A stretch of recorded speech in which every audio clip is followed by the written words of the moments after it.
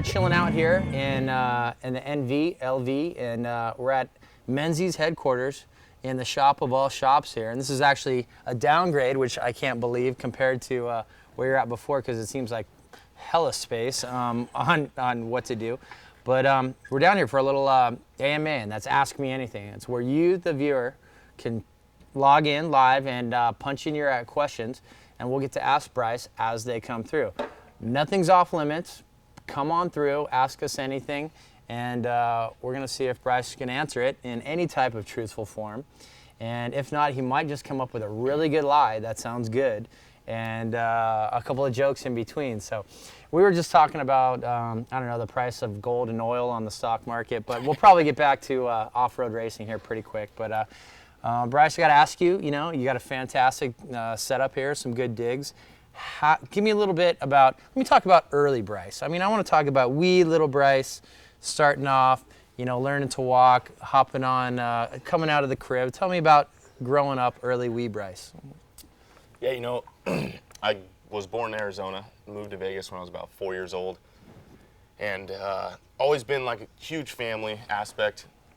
Grew up riding dirt bikes, riding four-wheelers. My dad always brought us to the sand dunes. We had sand rails, and kind of just grew up always having fun on the weekends. My dad really worked really hard, during the week to give us, our whole family, kind of an awesome time on the off weekends, and we'd always go to the lake, and just had an awesome upbringing. My family's been so good, and started racing dirt bikes since I was little, kind of just local here and there outside a couple states, and grew up doing that, and just always crashing. I don't know why, always weeding myself, broke about 10 bones, finally broke my collarbone when I was like 16, blew that thing in half. It was like 6 months before I could even ride again, and that's kind of where my family was like, you know what, we need to put you in a cage, something where you can't get hurt as bad.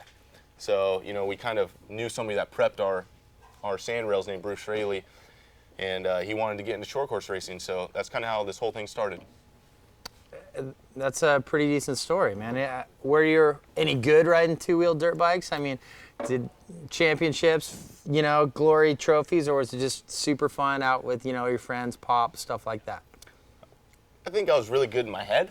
Yeah. But, I won a couple races in, novice and whatever those classes they call it, but never made it to the big stuff, or never even got close to making it pro. So, just needed a different avenue to go down.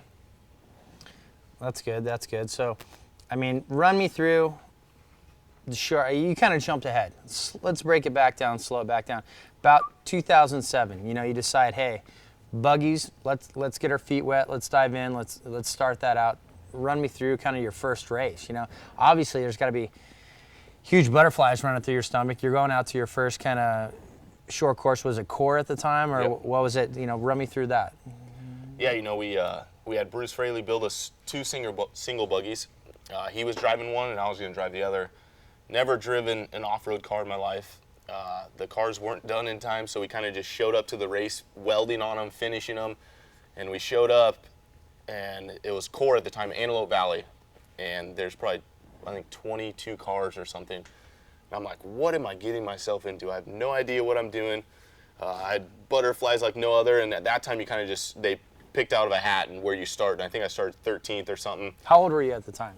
It was 2007, so I was 17, 18. Okay. And I went out there, started 13th, came away with a ninth place position. And I thought that was great because I had no idea what a shifter was, what the turning brake was, nothing. And went back to Sunday, and they drew me first. So I started first on the race course, and I'm like, this is absolutely horrible. I don't know what I'm doing. I'm lost. I'm like, I'm going to freak out.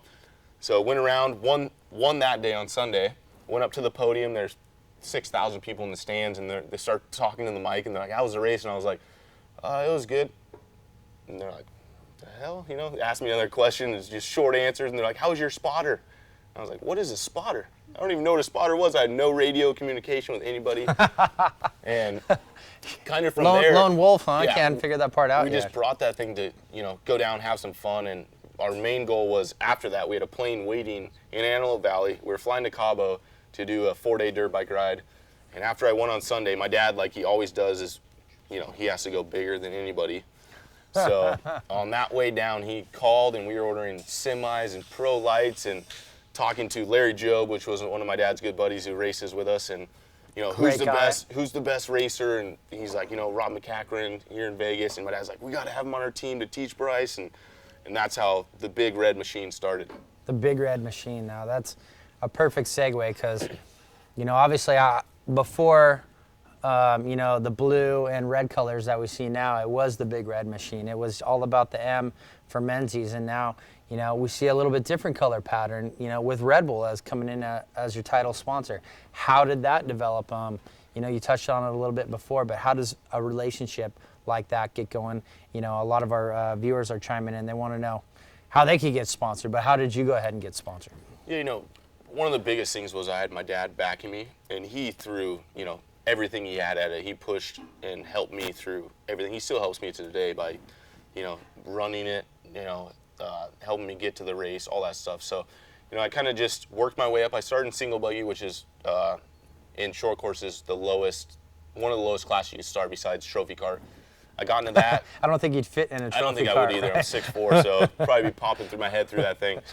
But I started in that, and my first year I won a championship. And right there and then my dad knew, we got to push him, keep going. Went to Pro Light, had not a great year. I won one race, and that was about it. And my dad always just pushed me, and I think with Red Bull and some of the main sponsors, you can't really just go to them and say, hey, with a proposal, I want you to sponsor me. Some of a big company like that they want young people up and coming, and they kind of came to us in 2010 and said, we want to sponsor your team, but we want to bring on, Ricky Johnson, which is 7-time, outdoor nationals, whatever, champion. And he won a Pro 2 championship the year before. Just crazy, all sorts of stuff. Yeah. He want you part of the team, Ricky Johnson, to kind of mentor both of you and Luke Johnson. And, that's how Red Bull came to us, and that's how we kind of paired the thing. And also with, KMC wheels, and since day one, I had BF Goodrich tires on my truck, and they're still with me, and great partner to have, and it's just been amazing. That's not too shabby of a mentor to line you up with, Rick Johnson and LMFJ? Yep. Luke. But, that's Luke Effin Johnson, as he calls himself. But, that's a great thing to have. Now, we saw you out doing a little bit of lures last year, sprinkling, and then obviously a heavy focus on torque in the short course. Being a driver who's kind of gone back and forth, and especially mentoring under Rob McCachran, who does that heavily, can you maybe describe some of the differences between the Lures series and the Torque series? Yeah, we started out racing Core, which slowly went under, and we switched to Lucas Oil off-road racing, which is Lures. And we raced there for 2 years. It was great. It was an awesome time. They helped us a lot to get us involved in it, and I raced the Pro 2 for 2 years with them. And their series is, awesome. They have a great venues, all out West Coast. So that was really good. But when Red Bull came a part of our team, they also sponsored the series of Torque. So that's kind of one of the main reasons why we went back there. And just being back there, we went in 2011, and me and Ricky both won championships. But just being back there and going to, some of the tracks, which is Cranon International. It's the Lots Daytona of history, 500 of off-road. It's absolutely amazing. And just seeing the different side of some of the racing back there has been amazing. And I love, racing in Torque for, the Traxxas off-road series has been absolutely nothing but, nice to us and bringing us in. And, we're going to Chicago this year. We went to Charlotte live, and we got Chicago live. So, I think they got some really good stuff planned for us, and I'm just looking for another good year this year. How would you describe maybe the tracks themselves, and maybe the crowds, the whole vibe that you'd see, from a Lucas guy watching it, maybe coming out to a race, west, southwest guy, there's a certain vibe. But I know at Cranon it's a totally different vibe. Maybe compare those a little bit. Yeah, out west, one of the biggest things I could say is out west, everybody's uptight. And, when we go to the Midwest, everybody's just wants to have a good time, hang out, talk. Every driver wants to hang out and talk until when we go racing, we put our helmet on and we're there for one job. But it's just real fun to be hanging out in the pits back east. And Cranon, we have sometimes 40,000 people, that are just in love with the sport. They've been there for 5 years, 10 years, 20 years. So it's just been an amazing experience for me. Yeah, it's pretty amazing that those guys, line up and they'll camp for days on end to get to be a part of it. So, enough of me and my online questions, or on the spot questions. We got some online guys tuned in to check it out. We had some guys come up with some great questions throughout the day, and we're going to fire off some of these. So this one's coming to us from Tom Willis, and that's asking, will Menzies be stepping up to the 42-inch BFG for Baja? Yeah, we have been testing the BF Goodrich 42, which they came out with, about 5-6 months ago. We went and tested it right off the Baja 1000. We put it on the truck. The tire is absolutely amazing. The thing, you could hit boulders the size of cars, and the tire lives. So, we're looking forward to getting on this truck. We just need a little bit more time to figure out, when you put that big of a tire on this truck, you got to figure out it's going to put more wear on the drivetrain. You're going to break transmissions. You're going to break all sorts of stuff. So we're just trying to do the right testing and figure out, when's the right time to actually put them on and go racing. So the pros and cons. I mean, it's something new like that. You got to give it its due diligence before it, comes into actual competition level. But just this last Baja 500, getting to see, some other Red Bull teammates operate in it, that gave you probably some information and some background on how that did. So using that going forward in races to come. So what else? I got NC Wilbur. I think it's probably North Carolina Wilbur. What has been your favorite win, and at what racetrack? Oh, man. One of my favorite wins, I would have to say, is last year at Texas, when I won the Pro 2 championship, just because not just the track or what the place was, but just the feeling of winning the championship and having my dad there. I'll always remember that for the rest of my life. Was, we tried for 3 years and we finally got that, and pulling off of that track in Texas and knowing that, we finally conquered that goal, and having my dad stand there and my family, that's going to stick in my mind forever. So Texas is probably one of the greatest wins. That's pretty solid. You mentioned we tried for 3 years. I mean, this 3 years, to you is a long time, but 3 years to some of these 40, 50, 60-year-olds who are still driving these trophy trucks, that's just, a speck of dust in how long they've been around the sport. What do you think you would credit, such success that you've had on such an early age and an early part in your program? What would you really credit that success to? Oh, man, success, I would have to throw it all out there to my dad, because the way he built this team and brought on, we have so many good people that work for us, and the reason we do so good is because of the people that work for us, and they prep these trucks unbelievable. And that's kind of how my dad, he brought this team up as a business, and he knows exactly what to do, and that's the reason why we're doing so good right now. Thanks, Pops. Appreciate that. I mean, if that's He's the man. That's why we're here. If that's going to push you through, anybody else out there who wants that immediate success, just hire Steve Menzies, I think. And if you could outspend him and get him to hire and run your program, you might have that same success. So moving on more in our online questions here. Good old curmudgeon. Old curmudgeon wants to know, what was the most thrilling moment of the race for you? And I'm assuming he's talking about the 500. Were there any big scares that were going on? Probably the most thrilling. You talk about the water or whatnot? Yeah, probably the most thrilling thing of this year's Baja 500 was, coming to the finish line at Ojos, which is 40 miles out of town. We were losing by 1:30 to BJ Baldwin. So within 40 miles, I have to make up 1:30 and put time on him. And coming into town, I've never driven this truck that hard in my life. I was blowing corners, almost hit a truck head on, came to the finish line so hot that I spun out, thought I lost a race just because of that. But that's probably been the most adrenaline race I've ever had in my life, was chasing BJ down at this year's Baja 500. So it wasn't like this section or that. It was 40 miles of straight adrenaline pumping power going through the heart and everything that entailed. Yeah, 40 miles of just straight chaos. I was out of control, never felt that, never ever done that in my life, just thinking, when are we going to crash and what's going to happen? Your co-driver is right over there hiding in the shop, Pete Morton. Said, Pete, tell me, were you feeling it? And what was going through his mouth, and how does he settle you down when you're in that truck? He always stays calm. I was actually so focused at one point that there's a check stop. He says you don't talk much. I don't talk very much at all. I'm always super quiet until I get pissed off, and then I just start saying F-bombs and this and that and what the, just go crazy. And that's when he has to calm me down and say, stop yelling in my ear. But, going through that 40 miles, he's super calm. I don't think he really knew how out of control I felt like I was, which probably was a good thing. But, we made it, and we won by 11 seconds, and it goes down in history that, there's about 4 guys that have won back-to-back Baja 500s. That's amazing. I mean, I think just a short course program, even a buggy program for anybody, would it be, enough to take on their entire year? You decided to do, Pro 2, unlimited in short course and torque, as well as desert racing. RK Racing types in, what type of racing do you like more, desert or short course? Or is it just basically like, you got your 2 children for different reasons? Yeah, I've had people ask me that many of times, but Every day, but there's no real answer. I love both of them.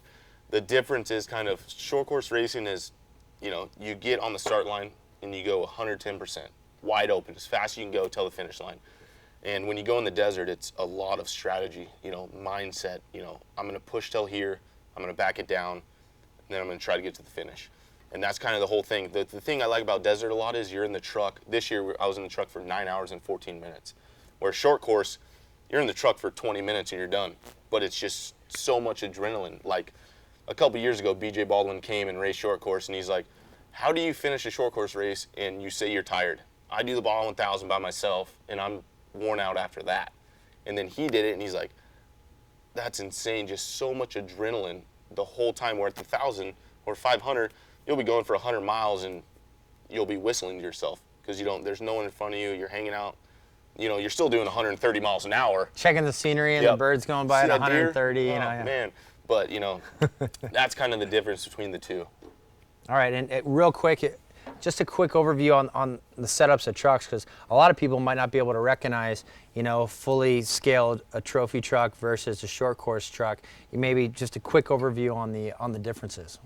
Yeah, behind us is our trophy truck, which we race in the desert, which is... You might not know it by this, it's naked, skeleton right here. Yeah, I usually like, but it's a 2-seater. We have a passenger next to me, and it's about 800 horsepower.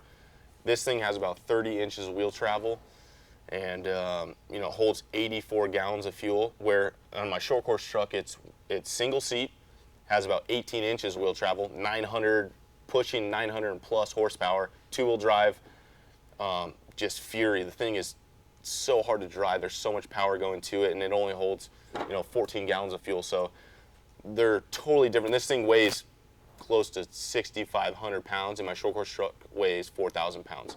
So it's just totally different aspects. And these are relatively unlimited, where there are some parameters behind the short course truck that you have to kind of build to spec in that. I mean, yeah, definitely. Behind a Pro 2, it has frame rails, and they give you pivot points, which in the front arms you have to meet a certain pivot point to make your front arms, and lengthwise width, where trophy truck's unlimited. You can do whatever you want. It could be 4-wheel drive, 2-wheel drive, 10,000 pounds, 3,000 pounds. It kind of just whatever you want to do. Okay, Pat Daly, got to get Pat on the line here. Good old boy. Oh, great. Oh, great. He wants to know what part of your body. No, I'm just kidding. He was thinking. He's been hearing some rumorville regarding the Red Bull No Limits, and we've obviously seen some weird things over the past with Pastrana jumping onto a barge, and I think what was it, Levi Lavalle and Robbie Madison doing the distance jump with the bike and the sled.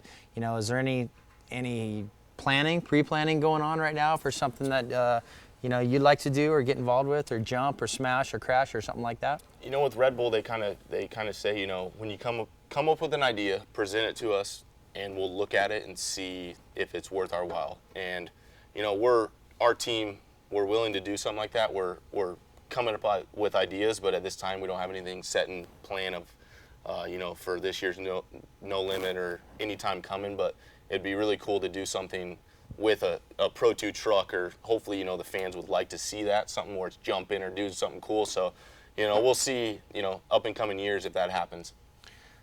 Good point. Good point. All right. So this is a misspelling. It's Anahi, or could be Anthony Mendez. Bryce, who will drive with you in the Baja 1000, or are you going to go for an Ironman mode? Tell us about what's scheduled for that. Yeah, going into the Baja 500 this year, Jesse Jones actually teamed up with us and actually helped us out get there. We teamed up as pits, and he helped us get there on a different side. And we wanted 2 trucks in the draw for the 1,000, because if you finish top 12, you get in the draw for the 1,000. So this year's Baja 1000, me and Jesse Jones are going to team up. Stop right there. Tell people how important that is, because strategically, being in that top 12 draw and getting, when they say the top 12 draw, there's 12 teams that basically pull out of a hat, right, on who gets what starting position. Well, Sal hides that. You don't really know what hat it's coming out of, exactly. But it's there. Well, it's some type of calculation system which nobody has seen, but we all believe. And bottom line is so much important goes in starting position, because it's single file. There's not like a bunch of open lines, a bunch of different routes to get there. So you're stacked behind the different vehicles, and you're only going to go as fast as the guy in front of you through a lot of sections. So that's why it's so important to get that good finish, in the 500, which puts you in a place for the granddaddy, the 1000, right? Yeah, I mean, 2 years ago at the Baja 1000, when it goes all the way to La Paz, which it's doing this year, it's kind of a lot of roads and a lot of follow the leader. So it's really key to have a truck in the top 12. And that's why, me and Jesse did 2 trucks so we could see which one will get the better draw. And that's one we're going to race. And there's just so much dust and so many things that could come up. So to have a truck up front is just huge. Like last year, I think 2 years ago, Jesse was going to the championship. And he started, I forget, 19th or something. And he was, by the time it was halfway over, he was already 2 hours down. No problems, no nothing, just because of dust. So we're really hoping for a top 5 and just trying to get there. And that's Menzies Motorsports' goal. Jesse Jones's goal is to win the Baja 1000. Obviously, that's anybody's huge goal. But it's well within reach the way you've been rocking it. So, question here from our boy Scotty Broman. Scotty, checking us out online. We're talking about four-wheel, Scott. I don't know what you're doing watching, but anyway, do you want to try and win the Nora Mexican 1000 Rally in your trophy truck? And do you think you can beat Clyde and Robbie Gordon's new record for the fastest overall average speed for any Baja race ever? The Nora thing, we've been looking at that for a couple years now, and it looks like an awesome event. I don't think we'll be running the trophy truck next year, but my main goal for the Nora next year is to get my dad down in my pre-runner. And, I know they have a bunch of different classes, and just put him in that thing, and our whole team's going to go down and chase him and just have a really good time. And, knowing my dad, if he's either going to win the thing or he's going to crash the thing. So that's kind of how it goes with him. So our goal is for Nora next year is to get my dad in the truck, just have a really good time, go have some fun, maybe put my mom in the truck, let her have a fun experience. And that's kind of our goal for next year. That's not too bad. All right, I'm checking in. Looks like your sister is online, and she wants to know, do you have a special girl in your life other than her? Man, they ask me that all the time. I always say it depends what day it is. I got Monday, Tuesday, Wednesday, Thursday, Friday. It's kind of just depends on the week or the schedule. So I'm just roaming through them right now. You guys can't hear it because the ringer's turned off, but his pocket's been vibrating constantly with text messages and updates on where he's going to be moving. I'm just trying to find the right one. The rest of the night, yeah. I got good old Andy McMillan online right now. Hopefully, I think it's him because he came in earlier with this question. But he wants to know, in your professional racing career, boxers or briefs? Usually, can you show us? Usually just go straight free ball, so I don't know if you want to see that. But that's kind of how I rock it mostly, It is hot out here in Vegas, you know what I mean? I actually was in the bathroom earlier. I saw a big canister of good old monkey butt powder, so you got to keep it lean and lean. Most clean. chicks down here just, it's easier to get that way. Good, okay. I had one tied in from Dino asking you, you seem to be on the Twitter account quite a bit, right? What's your Twitter feed? Bryce Menzies 7. Bryce Menzies 7. Which actually 7. right now I'm locked out of because someone hacked it, and for some reason Twitter won't give me my password or a new password back. So If you're typing something on Twitter, I have Jen, no idea what's going on. Get on that immediately. But he was talking about, it seems like every third meal you're eating a sushi meal. So he wants to know, what's your favorite sushi and over how long of a period? How much sushi do you think you've consumed in your life? More than most dolphins? Man. Actually, I did a test with Red Bull, which they take your blood test and they tell you everything you're allergic to and like all this stuff. And one of the things that came up was mercury. My mercury level was through the roof, which is a lot of sushi. So they said when I go eat sushi, ask for fresh caught fish, all that stuff. So I eat sushi all the time. And this last month I went straight from Mexico to Red Bud, Michigan. And then I went back to Mexico. So for about 3.5 weeks, I had no sushi. So the first day I was freaking out. So the first day when I got to Vegas, my sister took me to sushi. So that was the most amazing thing I've ever done. 3 weeks without sushi is not good. Me and you are going to sushi tomorrow. Do you have a set course menu of like, oh, I got to have this roll, that hand roll, this, sashimi? Do you have your set favorites, or is it kind of depends on how it goes? Rifle off an order with me right now. In Vegas we have our spots we go to, and throw a shout out. Maybe you're going to get some free meals. Sushi Fever, and the place we go to is called the Fluffer Roll. The fluffer roll. The fluffer roll, and that's what I get. Not after Ryan Hagee, but amazing. a different fluffer roll. But also, salmon. I love salmon. Halibut, all the stuff. It's any kind of sushi I'm down for. So you'll go to Sushi Fever just for the halibut. Oh yeah. All right. The rolls. All right. So Alexis Perez Castro, thank you for tuning in. Wants to know, can you come race La Paz sometime? Maybe get one of those big rocks through the fence like Rodrigo got. Yeah, I've seen a bunch of the races down there. It'd be awesome to get down there. It's just it costs so much for our team to bring all the stuff down there and go race a race like that. So maybe someday if we get a car down there and I could come down and rent a car or something like that, we'd be more than willing to do that. And I've seen some of those races; they look awesome, and hopefully in the years to come we will. Okay. Want to know this comes from a Barack Obama tuning in with us, so I'm sure it's the real deal. Man. He's got nothing better going on right now. Ralph? You're stuck on a desert island. This is the best part about the question. You're stuck on a desert island. What 3 movies do you bring? I'm going to go ahead and assume that there's a TV and a DVD player or some type of web stream and a power source to go along with the 3 movies. Internet. Otherwise, you're just looking at box covers and not doing much. But I guess if you had 3 movies left, to reinterpret the question, you had 3 movies left that are just your go-tos. What are you going to watch your 3 movies? I'd probably go with Wedding Crashers. Solid. Absolutely amazing movie. Maybe Old School. I like that movie. Yeah. Yeah. And since I was little, always Fast and the Furious. The first one. Really? I was so stoked. The first one did it. I mean, it kind of corned out after that. Not that the first one wasn't corny, but it still had a little bit more validity. A car just like that. My dad had to talk me out of it. Really? Oh, yeah. Well, you got a couple bucks now. I saw some. Was that a Rover out front? Yeah. New car. New black Rover, no plates. Look for him, side sliding around Las Vegas. But all-wheel drive drifting. All-wheel drive drifting. You put your foot down hard enough, and anything could happen. But you talked about Rob McCachran.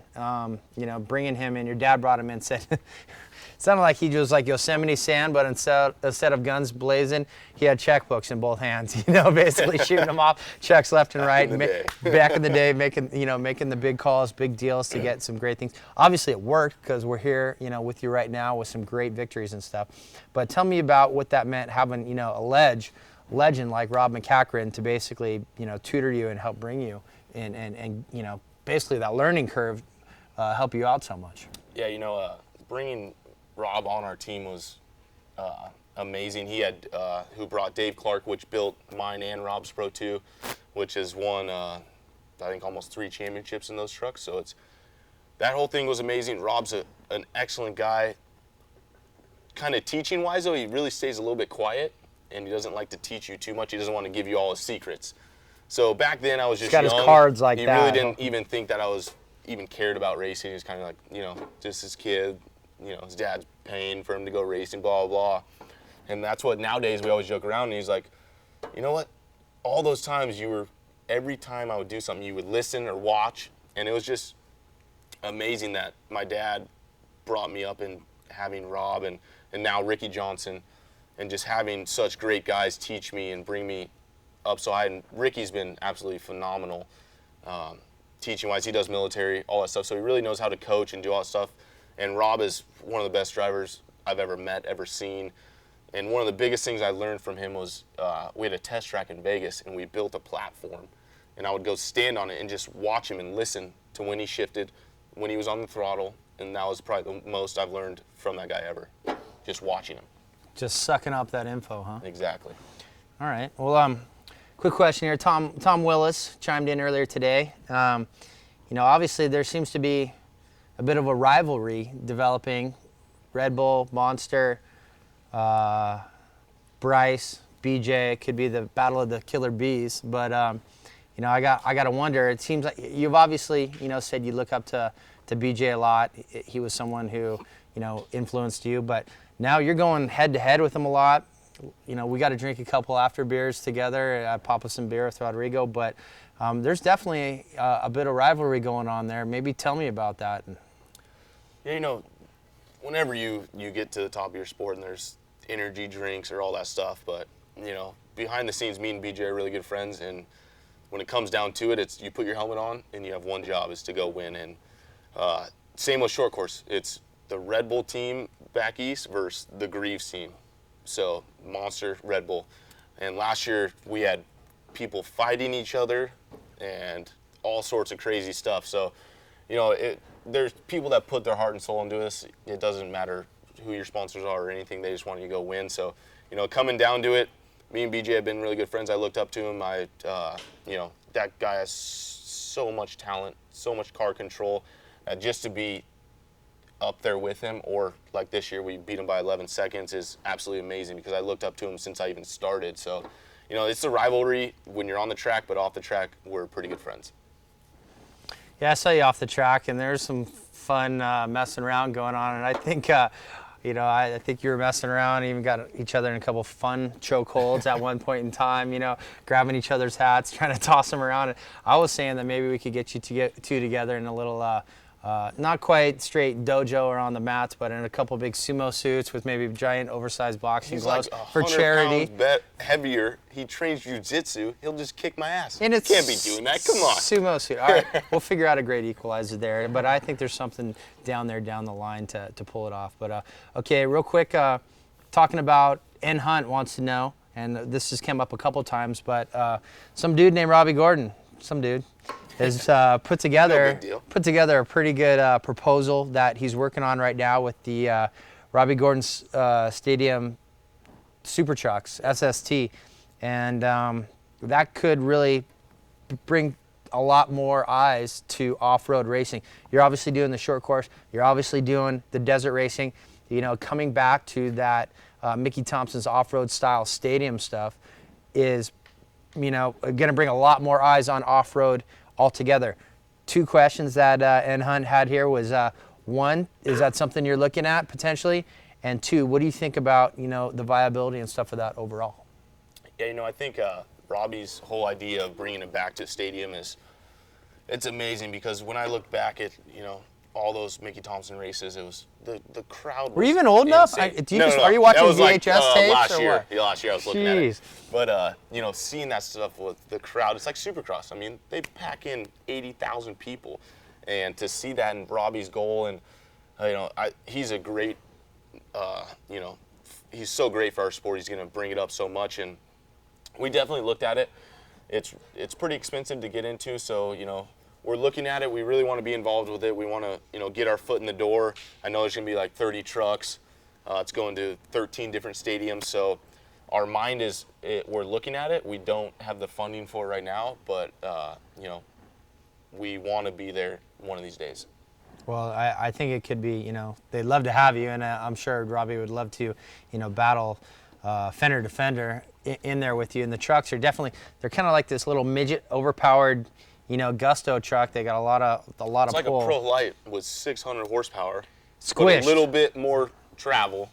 It's going to be insane. It's going to be awesome. I think it's going to be quite interesting. Marie Mack wants to know, blondes or brunettes? Oh man, I'm definitely a blondes guy for sure. Really? Oh yeah. But And does I the could carpet have a couple beers, it just really doesn't matter. Does the carpet have to match the drapes on the blonde theory? No, as long as it's dyed, it's good. It's all Run good. it. All right, all right. Dan 200's got a couple good questions in here. I actually saw him down at the Baja 500. What was the best birthday present you ever got? Oh, See, man. when I get a birthday present, it's like, you know, maybe a surfboard or, you know, when I was growing up, something like that, a remote control car.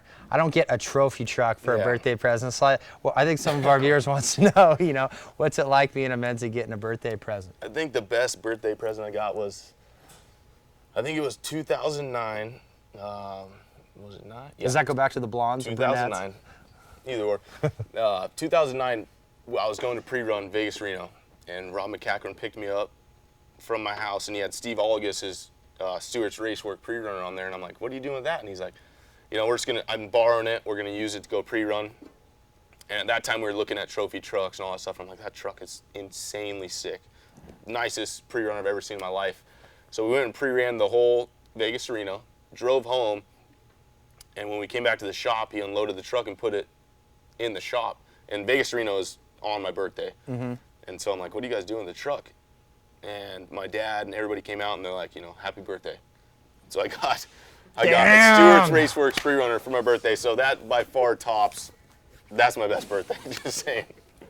Is your dad looking for any more children? Is late adoption or something like that? Wow. He's trying to sell me now. Trying to get rid of me. Yeah, I think it's going to come back tenfold with all the wins you keep getting. But man, having Rob Mack deliver a pre-runner like that, Race Desert Crew, what do you think about that? That's not too shabby. That's a pretty good thing. I got to get over that. Hold on a second. I wasn't ready for it. All right. Dan 200 also wants to know, on the flip side of that, this is kind of a question that I might have to modify, but it says, what was your first job? And I think it could be this right now. Man. This is my best job. I think my first job was probably sweeping the parking lot for my dad for nails, because Really? he had a lot of, I got $20, sweep the parking lot, pick up all the nails, and back then I was on a skateboarding, and that was the greatest thing to ever get. $20, come around here, skateboard.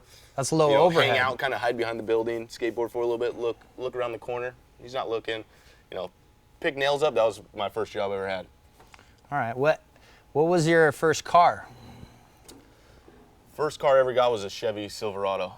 Red Chevy Silverado, lifted like 9 inches, huge tires. Just went full out on it, and the thing was absolutely horrible. No brakes, just turned out really bad. Then I jumped it. I was gonna say you never blew crashed the it, truck out did of you? it. Yeah. Told my parents I hit a curb at like 80. So Uh-oh. That's gonna be the first time it comes to light right there now. I think they already know. All right. And so first job, first car, first girl. I'll tell you about your first experience. Oh man. Which one? I'm just reading the questions. Dan 200's laying them down for you. Oh, Whatever you want to man. answer. First girl, that's a long time ago. Back in junior high probably? Yeah. And I don't really know. And okay, diverting that one. Went from there. Okay. Okay. Britt Burgess, Britt wants to know, describe Jurassic Park in Crandon. There's, in Crandon, there's the racetrack where everybody pits, and then outside is called Jurassic Park, where everybody parks their motorhomes. And I think probably half the time, the people out there don't even know that the race is going on. They're just absolutely hammered, smashed. And that's where I think Brittany probably found, apple pie, which is somewhat of a moonshine. So, going back there is insane. There's slip and slide, which is naked slip and slide. They have a blow up thing that you put. Naked slip and slide. Yeah. And Naked is slip slide. that legal back there? Encouraged? I think anything's legal back there, probably. Got it. Got it. I think Jack, my buddy, went down it, probably. Yeah, he's nice. a little crazy one. So, we sent him down it, but Jurassic Park is by far the most insane thing I've ever seen. And I live in Vegas, so it's pretty good. That's pretty good. On online as well. Dan 200 just can't get enough of us. What's the strangest talent that you have? Non-racing talent. Man. We might have to cut Dan 200 off after 10 questions. I think he's got some good ones. Strangest talent. I don't know if you call it talent, but I could bend my big toe down without moving any of my other toes. Try it. Try that at home. No one can do it. Guarantee it. It's going to bend the other ones down. All the way down. Curl it. That's all I got right there. See? Starts moving them. You know, Cirque du Soleil's in town. You can get a hold of them a little bit. Might try to make some money. Okay, Baja XP wants to know, getting back to the racing factor, when it comes to braking in the truck, 2 foot or right foot only? Just my left foot. I gas, throttle pedal is right, I brake with my left foot, and that's how I do it in my trophy truck, short course truck. I know that's obviously really tight with short course because you're on, off, you know, so much. But trophy truck going long distances, do you know any other drivers that are kind of right foot only drivers? I do not know. You know, I use just my left foot. I don't really know. I mean, back in the day when I used a buggy, I would switch over back and forth with the clutch. But now since these trucks just have, you know, turbo 400s, it's just one or the other. It's kind of how I use it. Okay. C-Tech 4 RXJ. Either he just hit a bunch of letters or he's got a code name that we can't figure out, but C-Tech 4 RXJ wants to know, any plans for King of the Hammers? What do you think about that race? Have you gotten out to see one? Any, you know, I've been to this one this year and last year. There, it was really fun. Any plans to give that a little experimento? I've watched it. The thing looks absolutely amazing. TJ Flores, you know, from here went and did it, and yeah, I talked to I think it's the promoter, the owner of the event. And, you know, I'm trying to work out some deals, trying to get some sponsors to get a car out there and do it next year. It looks absolutely amazing, so much fun to do, you know, 2 different aspects. You're doing desert, you're doing rock crawling, and, you know, I would love to be out there and try to do it next year. That's cool. Who else? Ponce 92. Hi from Ensenada. Obviously, with racedesert.com, we got a lot of Spanish friends out there. Muy bueno, much appreciated. What was your favorite part of the Baja race? Was it something specific with, you know, that last 40 miles at the end? Was it just some beautiful part that you got to go through? Was it just sitting in the dust behind some other vehicle? What was your absolute favorite part of the Baja race? I think my favorite part of the Baja race was probably contingency tech. I mean, going through that is absolutely amazing. Oh, yeah. All the people, all the fans. Explain it to, I mean. All the love, I mean, it's just, it's unbelievable. Unless you're down there seeing it with everybody, you know, going through that is just the most amazing thing I've ever witnessed or been a part of. And having all them grace us into their country and their beautiful land and race down in Baja that has to be the best part of Baja. Wow, all right. That's pretty good. Glamis Pilot wants to know, when's the #1 truck coming out to Glamis? I saw actually in the back warehouse there a couple paddle tires. One of those things going to be laced up and come fly some dunes. Yeah, we did it last year, or no, 2 years ago. Went out to Glamis and had some fun with the trophy truck, the pre-runner, the sand rails. I'm trying to get back out there after this year's 1,000. We're taking the trophy truck with the #1 plate, and we'll be out at the dunes, hucking some stuff. Going bigger than Robbie. Ooh, what's happening? There were some good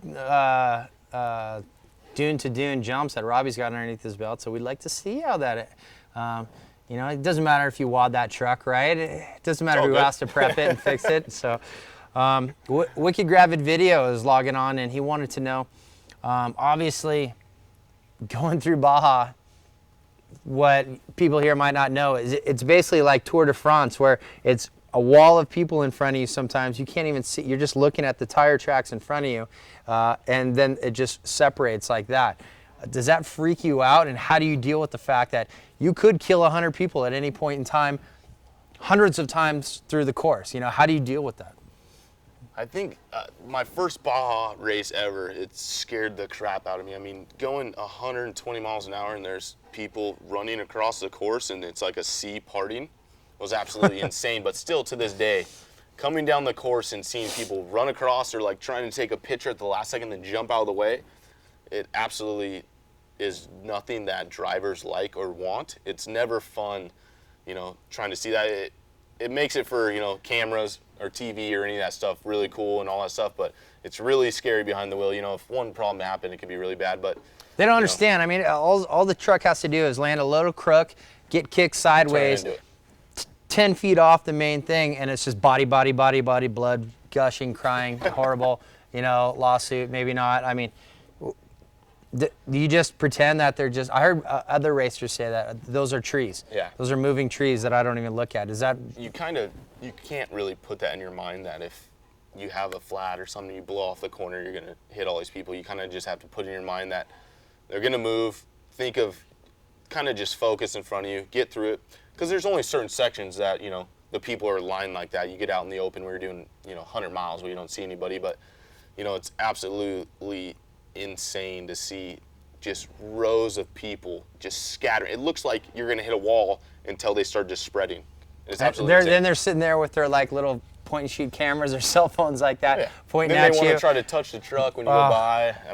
Literally. It makes it fun, but it's a little scary. We were sitting at the start-finish line this year, and they were coming around that first left-hand turn, and I was watching guys reach out and stand right there in the middle of the road, assuming, he's going to get out of the way, and maybe not caring that he was going to get just flattened. And maybe they don't I would know crap that my we're pants. all as talented as they think we are. Ah. Sometimes we're just out of control, and they think we know what we're doing. Okay. Checking in the question from Dirty, and I believe that might be Ken Johnson because I thought I saw a picture of himself on there. But do you think the new school kids, with the level of competition that they've been rocking at, how is it going to fare when they creep on up to the Pro 2 class? Guys like Bradley Moore, Sheldon Creed, R.J. Anderson, guys like that. I mean, you got a whole new fleet. You used to be the young buck. Guess what? You're kind of the old man now. About to get kicked out. Yeah, there's a bunch of 15-year-olds, 16-year-olds, are still in high school, getting zits on their face and pubes down there ready to take you on. So how does it feel with those new kids and chomping at the bit ready to come bite you? Yeah, back a while ago, that I was one of those kids coming up, and what I've seen this year and what the series I'm racing, which is Torque, CJ Greaves, he came up. Yeah, CJ for sure. We went to Charlotte. I led pretty much the whole race. Had a little bit of problem, and he went and won this first race, which is absolutely insane. The kid's unbelievable. It's his, I think, third race at Redbud, and he's pushing for second and first. And all these kids that are coming up are just from Trophy Light. They've had so much experience. Bradley Morris and R.J. Anderson, I think he's swept 2 weekends in a row or something like that. Mm-hmm. He's unbelievable. He's all right. Yeah, seeing him and seeing those guys coming up, I'm like, just hold off on Pro 2. Pro Light, that's where you guys need to be. Yeah. Wait a little bit. So I think it's good for the sport. It's like any sport. You got newcomers coming up, and if the old guys can't hold them off, then they're gonna have to move out of the way. Okay, this question's from Tony. Tony, put a last name in there so I know who it is. I can throw you a shout out. But how much seat time do you put in between truck races for practice, for testing, for setup? Give us an example of how much seat time you go out and get before these races. Kind of with these trucks, they're so expensive that we don't really do too much seat time. Most of our seat time comes in the off season. Like our first race is the Baja 500 for this truck, and we put about close to 200 miles on the truck testing, trying different suspension, different setup, and that's a lot of miles. I mean, after usually 200 miles, you rip the whole truck down, motor, trans, suspension, all new bolts, and it just costs a lot. With our short course program, we'll test about probably 4 days between the whole year, and that's all we'll do. But on the off season, we'll go test, try all new stuff. So it kind of, once the season starts, you kind of just stick with what you got, change stuff here and there, but you don't really do too much testing during the season. Okay. These questions keep coming through. They're great. Thank you guys for keeping up with us and following up your questions and keep them coming. This is very entertaining for me. If you could be any fictional character, who would you choose? Oh, man. Think about your favorite movie. Kenny Powers? Probably like Superman, so I can just fly to everywhere. I hate driving, Just convenient. Get where I want to go. I like that. Coming from Mexico, 3.5 hour wait in the border. Just fly home. Be done. That's good. Pretty simple. And Anaheim Mendez wants to know, do you have a favorite off-road driver? Other than the guy with two thumbs that you pointed out. Who's your favorite off-road driver? I would have to say, there's a couple I've always looked up to since I started. Was, one of the first guys I've ever saw racing was, BJ Baldwin. He lived in my same town. He was, a badass. He did some crazy stuff, so I always looked up to him. Rob McCachran, who was my first, mentor, guy that taught me. So, those two names really stick out to me as guys I look up to in off-road. Nice. We got a couple of the same schlubs who are logging on asking more and more questions. But if a bartender named a drink after you, what would it be called and what would be in it? Oh, man. These sounds like the dating game questions, like if you were making whoopee, where would you possibly? It would probably be called the one night stand and just straight vodka. Is that roofie on the top or on the bottom? It's mixed in between. Okay, great. Okay, do you have obviously you talked about some funny movies going on before. Do you have a favorite action movie? I have no idea. Man. Or are you just Step Brothers? That's a favorite action movie. That's good action. I like that. All right, I got a good one. This guy doesn't want to put his name because he's probably scared to ask you the question, but I'll do it. Did you get in trouble for busting the donuts at the fishing line, at the finish line this year, like Robbie Gordon did last year? I know when you crossed in front of me and Sal had you like this, oh, sorry, I didn't mean to do it. You looked like Richard Nixon. Oh, no, crook, I wasn't me. But definitely, you tried to. You try to initiate the innocence, and we'll stick to that story. But yeah. Most people thought that I meant to do the donut, but really, with that much time in on my the head, clock, I knew I had about 20 seconds. So I'm like, yeah, dude, I'm gonna do a donut, just give the fans something to cheer about. No, I messed up. I did a donut, came to the finish line. Sal freaked out. He said, you're getting penalized for sure. Right off the bat? Right off the bat, he's like, that is not allowed. And I'm like, what are you talking about? I didn't mean to do that. I'm racing with 11 seconds to go, trying to win this Baja 500. So after we cooled him down, finally he realized that I did it on accident. I was just pushing really hard to get to the finish, and I did not mean to do that. But he was pretty heated at the moment. I got to ask you too. If I was trying to copy Robbie, I would have blown out like 40 donuts and just blew the tires apart. So nice. Well, the funny thing is, it came down to 11 seconds. We could start and then stop 11 seconds. That's a short period of time. As I was standing at the start-finish line, when BJ took off, he seemed to get a little extra sideways around the start. I would say it cost him about 11, 15 seconds. Can we be safe to say that if BJ hadn't spun out in the beginning, he might have won the Baja 500? No, because I would have just made up more time. Good answer. All right. Tony Peril in Canada. He's from Canada, eh? Asks us, do you ever think about mechanical issues going 100 miles per hour? Yeah, you think about it sometimes, but after a while, that's why we hire the greatest guys. I have Pete Mortensen, who sits, co-pilot, sitting right over here, my main man. Is that why there's a brown stain in this I think seat so. right here? He maybe freaks out a little bit, but, I know he preps the truck really good, and you just got to have trust in the guy sitting next to you, the guy that prepped the truck, the guy that's calling out the corners. And I think that's the biggest key is in desert racing is to have two people in the truck that trust each other back and forth. But it always runs through your mind when you're doing 130 miles an hour on a dry lake bed. If a wheel comes off, you're rolling 30 times. You know what I mean? So anything could happen, but you just got to have trust in the guy.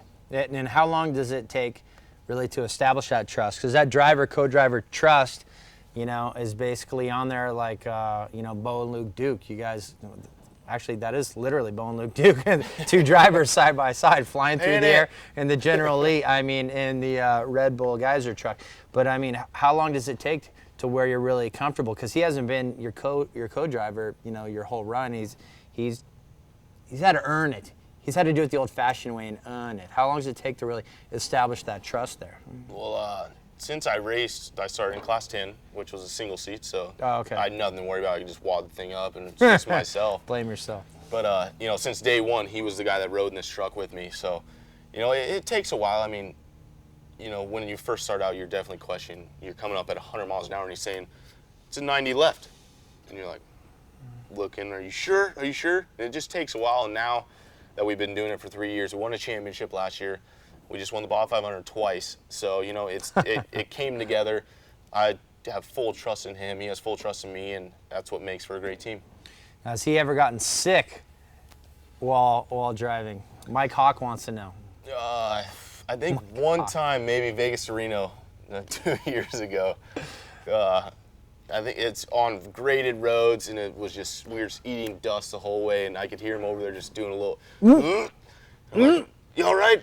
Yeah. And I'm like, dude, you got to take the mic out. Come on, please. But he pushed through. We got 2 flats, had a horrible race. But I think that's the only time he's ever done that. I mean, he went through it. He's pretty ripped right now, flexing pretty hard. He's probably about a 3% body fat. Checking him out over there. Tell me about he had to jump out and do some mechanical work on the fly, huh? There's no AAA to call down there in the middle of the desert. No, I wish we had someone that could just land and change a tire real quick. But starting 19th, you're eating dust all day. So you know you take the risk of charging and hitting rocks. And at mile 100, we hit one. And usually I get out. But finally, I'm like, dude, I think you could handle it. So luckily, I pulled up. There's a group of Mexicans up there that ran up before he was even out of the truck. They already had the spare off, running up, and I think he changed the tire in, I think, 45 seconds or 40 seconds or something. Absolutely amazing. He got back in. I'm like, what are you doing? We're already ready to go? It was insane. And then that's a 120, 30-pound tire, by the way. Oh, yeah, just throwing it up. That's why I got him on a strict diet workout plan. A little bit of roids here and there, but yeah, you know. keep the juice flowing for him. It seems to be working. But then we had one more on the crossover road, and he did all that by himself. So the whole 2011, I had 1 flat the whole SCORE series, and Baja 500 I had 3. So I think we're good with flats for a while. We're just gonna stay on the no flats. All right, I know this, but a lot of people online, you know, might not know for 500 miles and even 1,000 miles in the Baja 1000. Sometimes, hey, you got to go. And when you got to go, you got to go. What type of apparatus is connected to you, or how do you handle, you know, when you got to take a potty break in the desert? What I do is they make a Do we have one? Do you have one around here to show? That'd be great. Usually I carry it with me. They have it's called the catheter, which it's not like a normal catheter. It's kind of like a condom situation where it's not an innie, it's an outie. It's an outie. It goes over, and you just piss through a tube, and it goes out your suit to your foot. But when you're racing and you're hitting bumps, there's no possible way. Even if you have to pee as bad as ever, you can't take a leak when you're hitting bumps. It's absolutely impossible. So you're all tighted up. So the seatbelt's just sometimes it jams on the ear, lift it over a little bit, but you know, it's usually when you're on a dry lake bed, graded road, or in the pits. And most of the time when you're in the pits and you take a leak, a lot of the crew guys are like, "You're leaking something. You're leaking something." So usually they want to like see what it is, and that's happened not with our team, but a lot of people I've heard of. What is this? They touch it, they smell it, and they're like, "Oh God, it's piss." So it kind of happens a lot. And if you ever go to a race, a desert race, and you happen to see a weird little surgical tube hanging out the back or the bottom of the pants, you know, that's what that is, a straight line connection. And Don't step on it. I highly recommend these for long trips, like out here to Vegas. You know, if you don't want to pull over, out the door. Just fire that thing out the door, and it keeps you continuously going. The Texas catheter is what Scott from Torque is saying. All right, so Dixie wants to know, are you going to any Lucas races this year? Any Lore's races that you have planned on the schedule as of now? Right now we're going to do the whole Torque series, and then we really want to go to the last Lucas race, which is the money shootout. 2 years, not last year, but the 2 years before that I got second, so I really want to go back and win it. Pro 4's won it twice.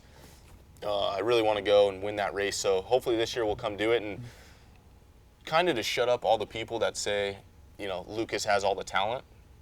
And they are, no, I'm just saying, they have all the drivers, so we really want to show up and say, you know, we're coming to prove you wrong. We showed up 2 years ago, I won the first race there was. Yeah, how'd that work out? Worked out really good. Yeah. Yeah, so, you know, that's one of the main goals. You know, we won a championship last year, we didn't show up. This year we're going to show up and, you know, put our mark there. All right. I think we're kind of winding down. We've been rocking for a good hour and 15.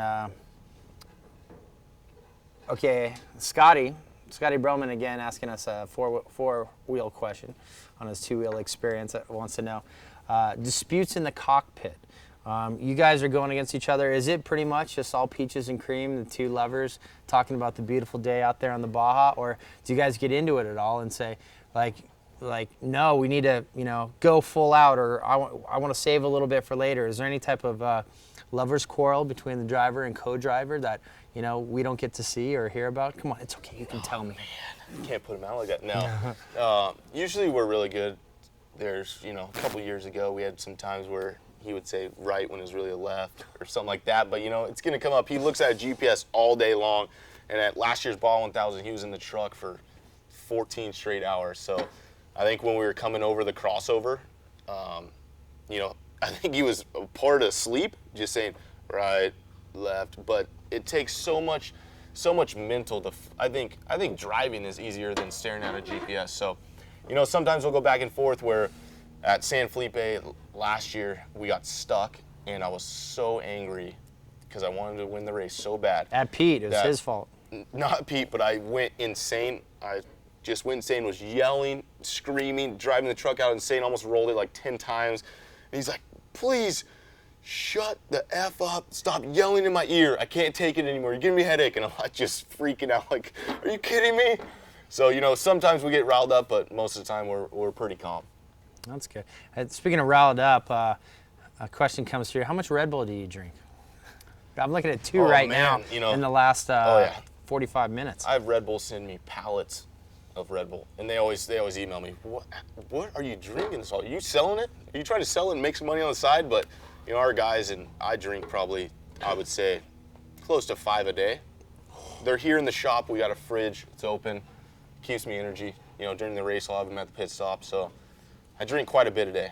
Quite a bit keeps you going. Vitamins. Energy. All right. John H. wants to know, we've seen the rivalry between your teammate, RJ, Ricky Johnson, and Johnny Greaves. Is there anybody that you feel you have now or previously had bad blood with and maybe worked through it, or kind of like it's there? And that could be short course, that could be desert racing. Yeah, my whole career I've never really had too much bad blood. I've always, I'm really calm when I race. I really put myself aside, and I always Really? You're really calm? Really calm. 5 Red Bulls, get in the truck, let's do this, really calm. But some situations, I've never really had just a rivalry with one person. Sometimes when we're on the course, you'll just get super angry. Sometimes, Robbie Woods, sometimes he likes to bash you, hit you pretty good. We've had our He's times. aggressive. He's aggressive, which is awesome. And all sorts of people, Todd LeDuc, all sorts of guys just smash you, get into you. But, what I look at is like, if instead of smashing them, drive around them, and that's how you win races. You're not going forward when you smash people. So that's kind of how I do it. Pro 4 is maybe a different story. The guys are all-out battle, brawl, UFC fight. Ricky and Johnny. Why is it like that? I think it's because Pro 2 is more finesse. Pro 2 is you have to have momentum, you have to have traction. Pro 4 is you huck it in the inside, wide open, stand on it, and that's why I think there's so much more contact with Pro 4. Where Pro 2, if you hit somebody, you're just slowing yourself down. So you try to stay out of that. Why do you think the Pro 2 or Pro 4 is the premier division? Which do you believe, and why do you think that? I've raced Pro 4 for about a year, and I've raced Pro 2. This is my 4th year. So, I would have to say Pro 2, there's a lot of good drivers, and it takes, I think, a lot of talent and skill, and you have to have your mind to be able to use the throttle and put 900 horsepower to 2 wheels is absolutely insane. Trying to get traction, drive around people, it's all finesse. So I think Pro 2 is probably a little bit harder class. All right. I'm getting some heckling, I'm getting some stuff. Yes, I think we did use Lucas Slick Mist on my bald head before we started. I know there's quite the sheen reeling off there, but I am an Italian wop, so I will be greasy at it pretty much every night. Who would win? You're a tall individual. BJ's a tall individual. Who would win in a foot race? Between me and BJ? Yeah. Got him. You got that. You got that. You're a little leaner. A little leaner. A little leaner. I don't know. Track star right here. I think it would all come down to who had the most Red Bulls or Monsters that day. Quick little personal question about you growing up. Did you ever have a fake ID growing up in Vegas? Oh yeah. Yeah. Definitely had a fake ID, which turned into a real bad story. The guy making it had my picture, stole a truck, and got back to me. Came to my parents' house. My parents got involved in it. It was not so good, but I definitely had a fake ID. Really? Oh yeah, you're in Vegas. What do you do? You have to be 21. Was your name like Ronaldo or something? No, I went just straight up, regular name, straight up, little stash, just curled hardcore, up. huh? Because you got kind of a little bit of a baby face. Yeah. You don't exactly have a too thick of No. a scruff. Especially when I was younger, they're like, "Come on, really?" Just ran it. All lanky Ran and it. lean and stuff. All right. How many mechanics or crew do you employ, and then how many volunteers or helpers on top of that? Oh man, people that work for us, we have. Who's on the payroll? I think we have close to 8 or 9 guys that work for us full time. And then when we go to the races, like Mexico, I mean, this year's 500, we had close to 40 people that came down. So a lot of volunteers, a lot of people that love to be down there with us and that we really respect for coming down and helping, because we wouldn't be able to do a 500 or 1,000. You can't, employ 40 people to be at the shop or to come down to the 1,000. So it really takes a lot of people, a lot of effort, and a lot of people that like this. And short course, we'll fly people in to help us out just during the race weekend, and they have a job during the week. So, we employ about 9 or 10 people. All right. Let's try to. Hello. Okay, this one. This added a photo too. This is Bola. She asked, "Hello. First of all, congratulations. What would that question to you is?" She's from Mexico. For you who have earned this represents the triumph, and do you think your fans in Mexico, in particular women, to which we like off-road?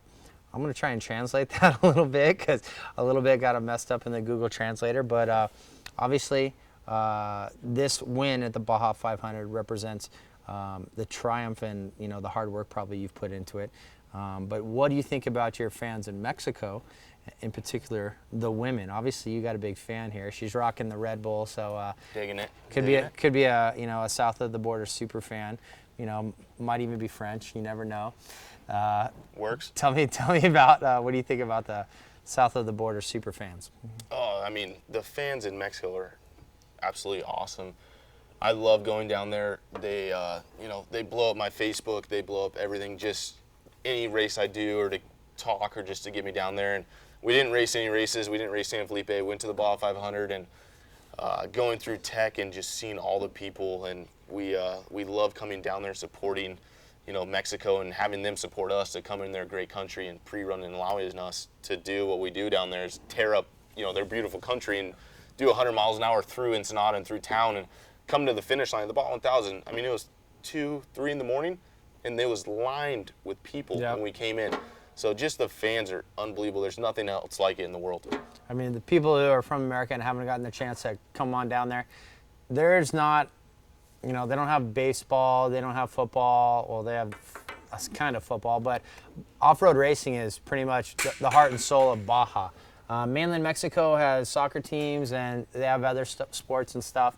But Baja, the heart and soul is off-road racing. And so when guys like Bryce and Rob Mack, BJ, Cameron, they all come through, they do great things for the orphanages, for the local economy, for the local people. It really means everything to them. They have posters up on their wall for years and years on end, and all the little restaurants and all the little houses, they invite you in and they take care of you. There's a lot of people that, will give up, their own cars, trucks, houses, anything you need to really help a Baja racer out when Definitely. they need And this Baja 500, I mean, we went down with, we had T-shirts that we didn't use for the year pass, which have somewhat different sponsors and stuff like that. So we went down with a good, close to 2,000 T-shirts, and we put them in our chase truck. We went to orphanages. We dropped boxes and boxes off, and pre-run went through Arendara and gave out probably close to 500 T-shirts just in that little town to every kid. And it's just so amazing to come pre-running through there and see every kid with your T-shirt on,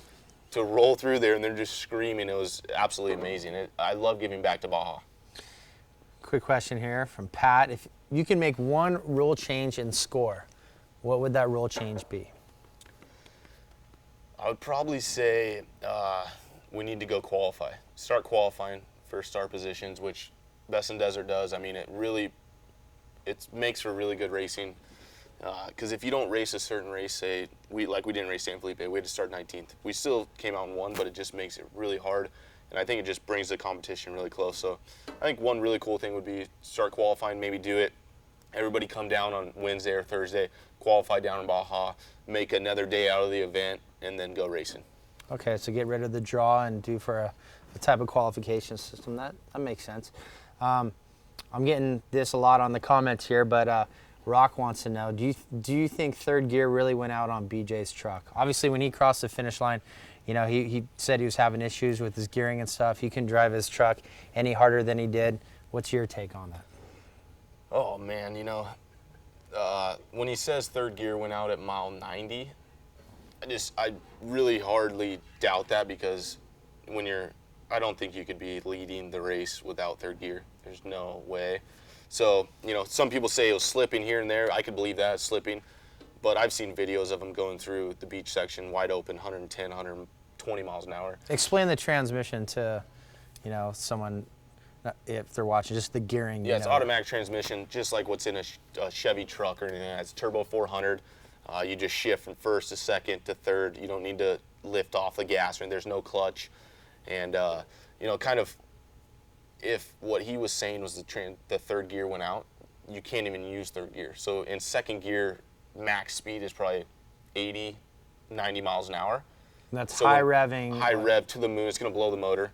So usually when people see that, there's no way you could run third gear. So I think what he was saying was it started slipping at mile 90. Yeah. Had it here and there, but I don't totally believe the whole story. Yeah, well, I mean, there's a lot of gray room there, you know, with what he's saying. He just came across the finish line. He could have been talking about, you know, having slipping issues and things. A lot of people say my brakes went out, and they're just still there. They're just slippery. That's what I was saying. I think what he meant to say was, which maybe he did say, I just maybe took it different, which was third gear was slipping here and there, but third gear wasn't out. What's your favorite restaurant across all lands, here in Vegas or anywhere you've been to? Oh, man. I think some of the best, I would have to say, is one is Sano's, Ensenada Steakhouse. Absolutely amazing. You have to go there. I go there every time I'm down in Baja. Hey, on the Baja thing real quick, I've seen lots of racers go down there, and they don't touch anything out of the cooler all prior to the race, you know. Pistol Pete's one of these guys. It's just PB&Js and bologna sandwiches for 2 or 3 days on his way down there. Other guys like Cameron Cameron Steele are very easily, you know, on the local main menu and grab out of the taco stand and go just rock gut. How do you approach it? We go down with water, Gatorade, and some lunch meat just in case we are stuck in the middle of nowhere. Other than that, we go straight to local taco stands, restaurants in Ensenada. You know, Valley Tea has a great taco place. We eat all the food down there. I love it. I think it's absolutely amazing. So, you know, I live off the food down there when I'm down there, and when I get back, I live off the food down here. You know, belly issues though, because I know when I got back, I had. I've never really had an issue when I'm down there. I've heard of people that have had problems when really? they're down there. You've never had any Baja belly? I've never had Baja belly. Are you aware what I'm Baja gonna knock belly on is? wood, because at 1,000, I don't want any of that. Are you even aware of what it is? The fountain that gets turned on, basically. I think I'm aware of it. I think once you cross the border and eat American food, that kind of puts it right back. It really didn't kick in until I got back home, but I was making 6-8 trips, high-speed laps, to the bathroom, and read every mag in there. So it just happens. It's a part of Baja, but I'm not going to give up my meat on a stick at the taco stand for anybody. And going off that, tell me a little bit about, you know, you look all right. You don't look dead. You went to Mexico. You went to Baja. You know, obviously what's propaganda in the media is just so much hype, drug cartels, killing, all this. But, you know, what a lot of people don't know is it's pretty safe. You know, I went down there. I'm not dead. And there's still, for the people who are scared to go to Baja, you know, kind of sucks for them because of how great it is. I used to go there unsupervised when I was 15, 16 and stay till, you know, the waves were bad and there was no more fun to be had and I ran out of money. But tell our viewers a little bit about, the safety and the vibe and the feel, south of the border. A lot of people are scared to go down. Yeah, I just would like to say sorry for the people that aren't going down there because it's You're absolutely blowing amazing. You're missing out on so much beauty, so many amazing people. Just all the way down the Baja California Peninsula in Mexico is absolutely amazing. I've been going down there since I'm 13 years old. Me and my dad riding dirt bikes. We used to go down a trip every year for 4 years. For 4 days straight and ride. And ever since all that stuff happened, most people see the news in Mexico, which is mainland, and they see a lot of the drug cartel, a lot of the bad stuff happening, but that's mainland. None of the stuff happens. And it's on TV. Yeah, they'll grab anything. They'll just post that just to get hype off their TV so they get, followers or whatever they're doing. But down in Baja, California, it's absolutely amazing.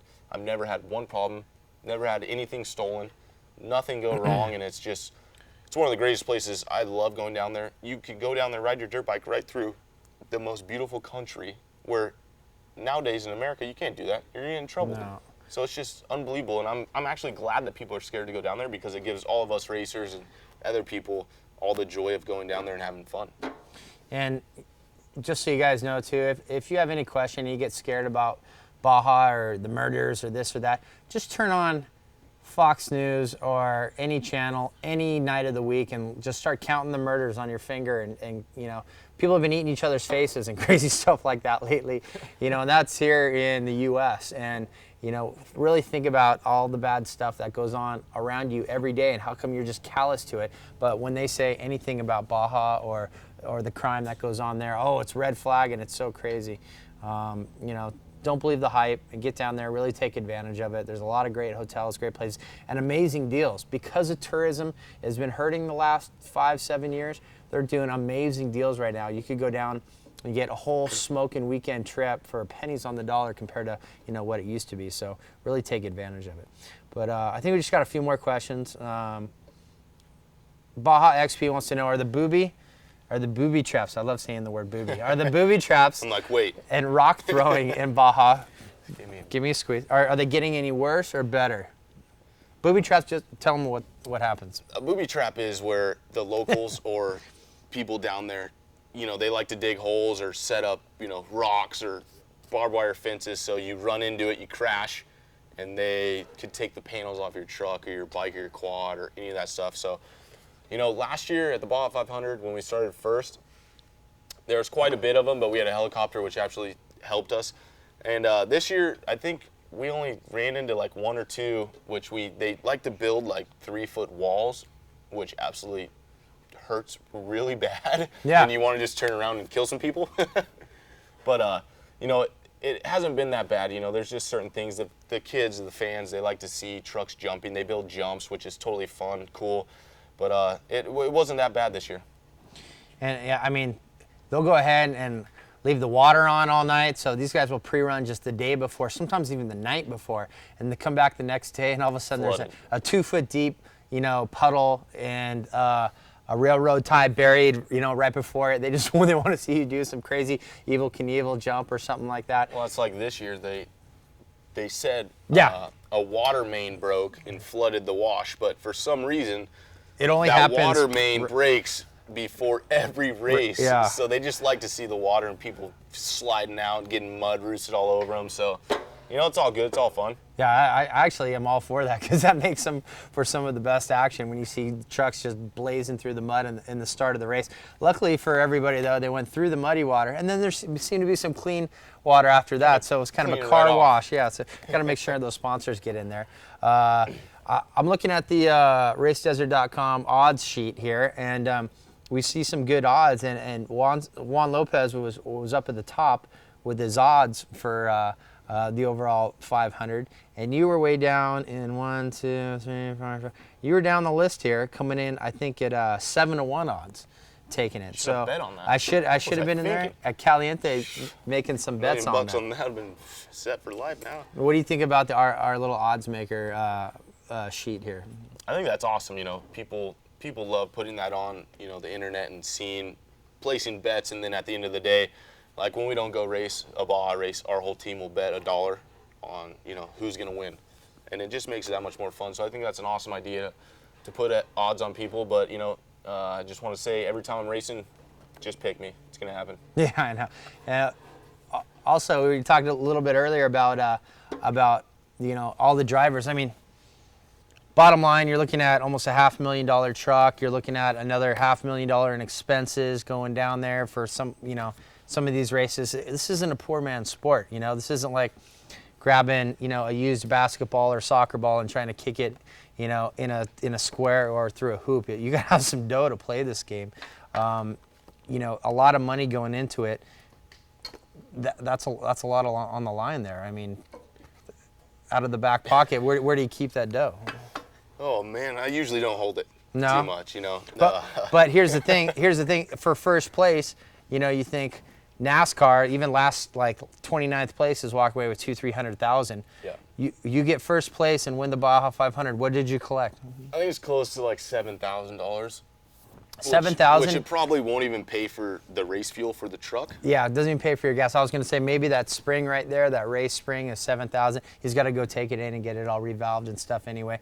I mean, an overhaul, a complete race prep overhaul, is in the tens of thousands, right, for your vehicle. So $7,000, it's might pay for some tacos for the crew, especially with how Pete eats over there. But I mean, ultimately, why do you think that is in the sport? Why do you think it's not in the tens of hundreds of thousands or millions? I just think it's not seen enough by viewers or on TV, and I think that's why, there's a lot of people trying to push it as the Torque Series that are doing 2 live events in short course, and Robbie Gordon's trying to do this new stadium truck thing, and Lucas Oil, and I think it's really good that we have all these people trying to push it to build up our sport, because I think our sport's one of the greatest sports not seen by all the viewers, throughout the world.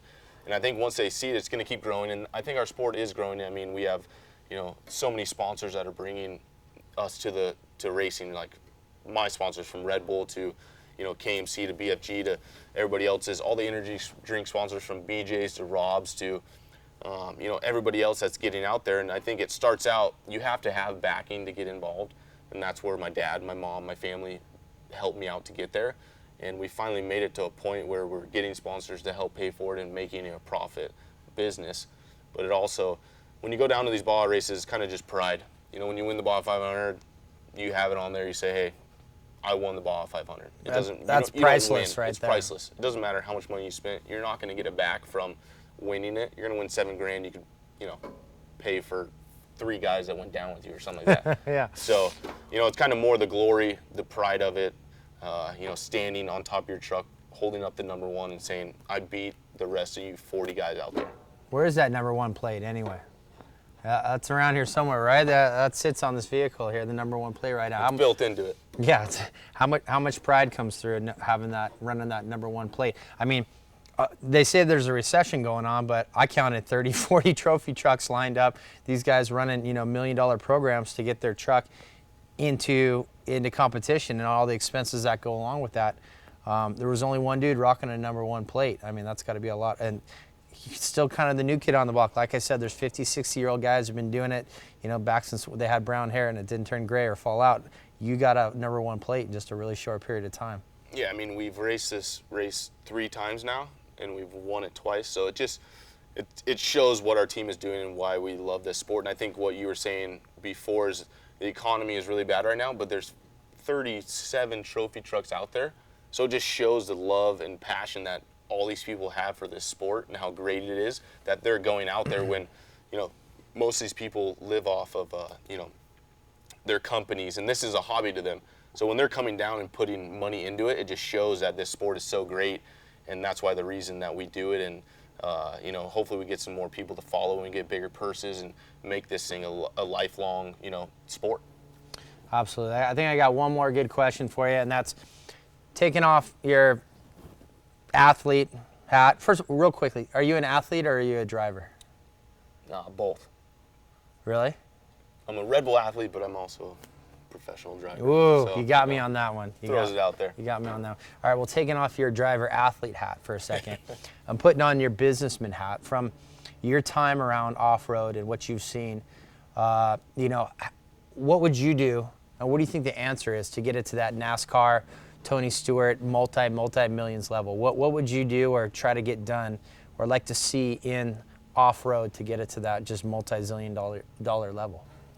You know, when I look at our sport, and you know, my family and us has talked about this many of times because we're investing so much time, money, all that stuff into it, is, you know, NASCAR's been around for how many years? Forever. I mean, since moonshining days. Yeah, exactly. They started out when there was no TV, no nothing. So I think it's just going to take our sport a while to get there. I mean, it's getting there. We have, you know, we used to race short course, race desert where it was on TV. Now we're getting it to where it's a point where we're racing on live TV, which is absolutely huge. So, you know, I think it's just going to take a while, and having the right people behind the series is going to be able to push it. And I think, you know, we have about 3 or 4 series out there right now that are pushing it in the right way, and I think it's going to grow and keep growing. And I really like Robbie's idea of putting it back in the stadiums where we can get 30 or 40 or 50,000 people following that, and having all the different venues and different short course desert. I think it's going to grow. It's going to get there. It's just going to take a little bit of time. All right, well, you heard it from the horse's mouth right there, Bryce Menzies. I'm Ryan Dival. We've been sitting here for an hour and 42 minutes or something like that. That's longer than any Oprah interview last time I checked, you know, with only one beer. I mean, Red Bull on the table. We are in Vegas. I think there's probably a couple of bars or nightclubs calling our name. I could hear them from afar, but, you know, we really want to thank Camp Menzies, you, Bryce, as well. You know, Pete, your co-driver, for basically helping you to make it happen here in the Baja 500 win. I want to thank Jen for setting things up, the whole Race Desert crew. Everybody who logged on, you know, great questions. There's some screwed up ones in there as well, I'm not going to lie. But Loved it. For our first Ask Me Anything, I think we did a pretty good job, you know, once again. I'm Ryan Dival, and thank you guys for tuning in. Make sure and check back with us again for the next racedesert.com Ask Me Anything. Bryce, peace, thank you. Thanks for all the great questions. All right, bye-bye.